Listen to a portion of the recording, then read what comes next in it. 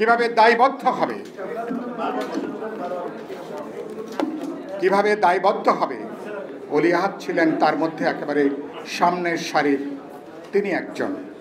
খুবই দুর্ভাগ্যজনক যেটা বললেন যে ঢাকা বিশ্ববিদ্যালয় ছিল ভাষা আন্দোলন থেকে শুরু করে ওলি আহাদের মতন, গাজীউল হক, মোহাম্মদ তোহা থেকে শুরু করে ভাষা সৈনিক যিনি ভাষা মতিন হিসেবে পরিচিত আব্দুল মতিন, এরকম অসংখ্য নাম বলা যাবে।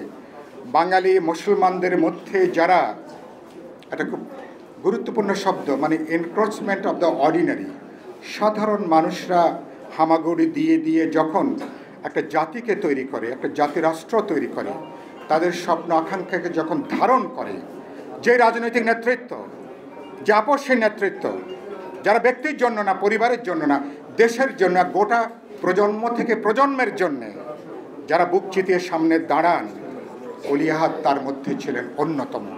ফলে তার রাজনৈতিক জীবনী, আর যেটা ইতিমধ্যেই কবি আব্দুল হাই শিকদার অনেকগুলো গুরুত্বপূর্ণ প্রস্তাব দিয়েছেন, আমি তার সাথে একমত হব। ফলে তাকে ধারণ করা এটা আমাদের জন্য অত্যন্ত গুরুত্বপূর্ণ।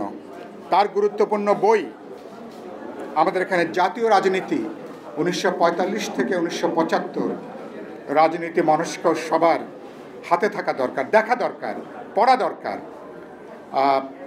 তো আমরা সেটা অত্যন্ত গুরুত্বপূর্ণ। সেটা 1971 সালের পরপরই যখন সরকার, মানুষের আকাঙ্ক্ষা যখন দুরাশায় পরিণত হলো, স্বপ্ন যখন দুঃস্বপ্নে পরিণত হলো, ওলি আহাদ তখন মজলুম জনতা মাওলানা আব্দুল হামিদ খান ভাসানীর পাশাপাশি চিৎকার করে দাঁড়িয়েছিলেন যে আমরা ভারতের গোলামির জন্য, দাসত্বের জন্য মুক্তিযুদ্ধে 30 লক্ষ মানুষ জীবন দেয়নি।